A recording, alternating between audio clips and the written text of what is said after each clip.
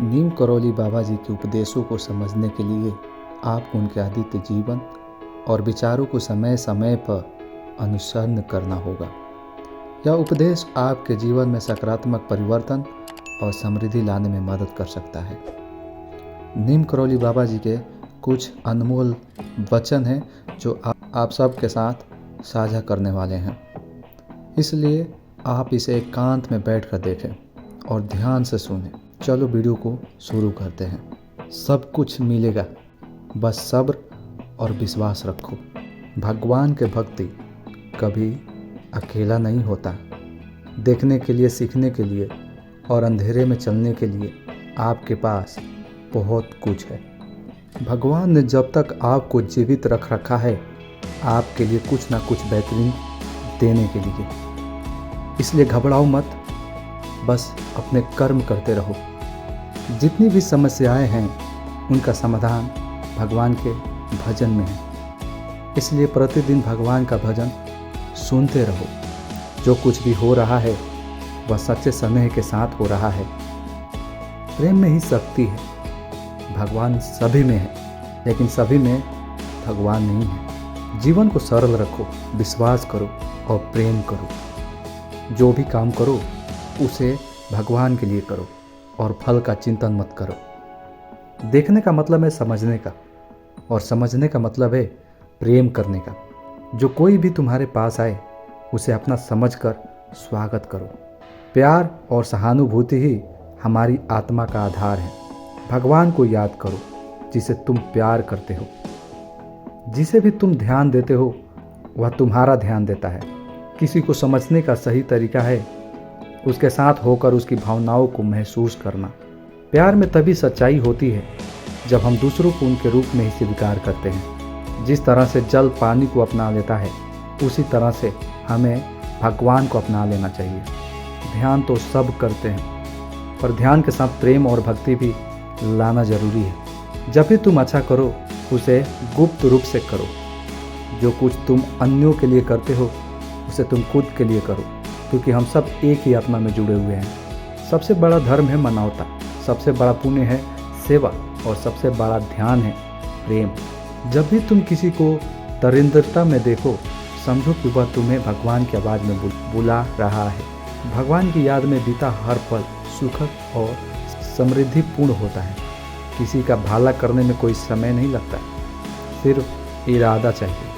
प्रेम एक ऐसा अनमोल रत्न है जो हमें सभी दुखों से मुक्ति दिलाता है।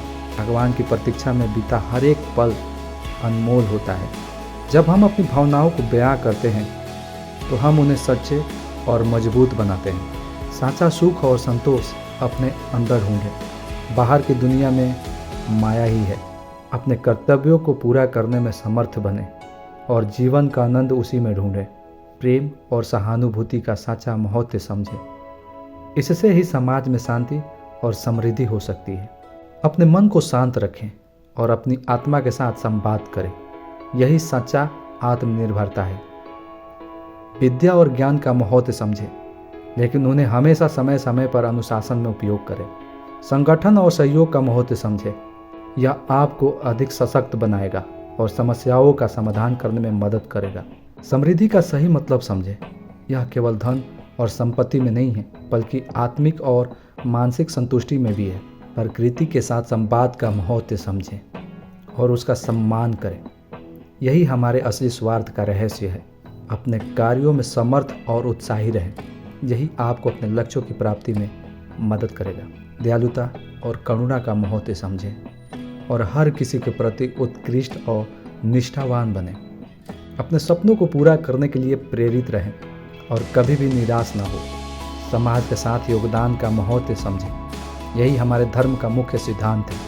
अपने परिवार और समाज के प्रति उत्कृष्ट दायित्व समझें और उसमें निरंतर योगदान करें।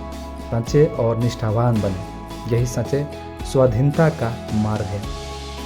अपने जीवन को समृद्धि और खुशहाल बनाने के लिए स्वयं को प्रेरित करें और हमेशा सकारात्मक में विश्वास करें। ध्यान का महत्व। अपने मन को शांत रखें और अपने आत्मा के साथ संवाद करें। ध्यान में अपने आत्मा की ऊर्जा को प्राप्त करें। सच्चाई का महत्वता। जीवन में सच्चाई का पालन करें, सच्चाई की राह पर चलें, तभी आत्मा की शांति प्राप्त होती है। संपूर्ण का महत्व, अपने काम को भगवान के समर्पण के रूप में करें, समर्पण से ही सफलता मिलती है। सेवा का महत्व, सेवा में ही संतोष और आनंद होता है। अपने समाज की सेवा करें और इससे जीवन को सार्थक बनाएं। कर्तव्यों का पालन करें, अपने कर्तव्यों का पालन करें, कर्तव्य निभाने से ही कर्म का फल मिलता है। शिक्षा का महत्व, शिक्षा को महत्व दें और ज्ञान की प्राप्ति के लिए सदैव प्रयत्नशील बने रहें। आत्मसंयम, मन को नियंत्रित करें और आत्मसंयम में रहें। आत्मसंयम से ही संतोष और शांति प्राप्त होती है। सहयोग का महत्व, सभी के साथ मिलकर काम करें और सहयोग का आदान प्रदान करें, सहयोग से ही गरिमा बढ़ती है। संगठन का महत्व, संगठन को मजबूत बनाएं और समृद्धि के मार्ग में आगे बढ़ें। कठिनाइयों से निपटना, जीवन में आने वाली हर कठिनाइयों का सामना करें और उन्हें पार करने का निरंतर प्रयास करें। आत्मप्रेम, आत्मप्रेम करें और अपने आप को स्वीकार करें। आत्मप्रेम से ही स्वस्थ और सुख मिलता है। धैर्य और संतोष, जीवन में धैर्य और संतोष का सहारा लें, इन गुणों से ही सफलता मिलती है। आत्मविश्वास, आत्मविश्वास रखें और स्वयं को पूरी तरह से विश्वास करें। आत्मविश्वास से ही समृद्धि प्राप्त होती है। जय निमखोल।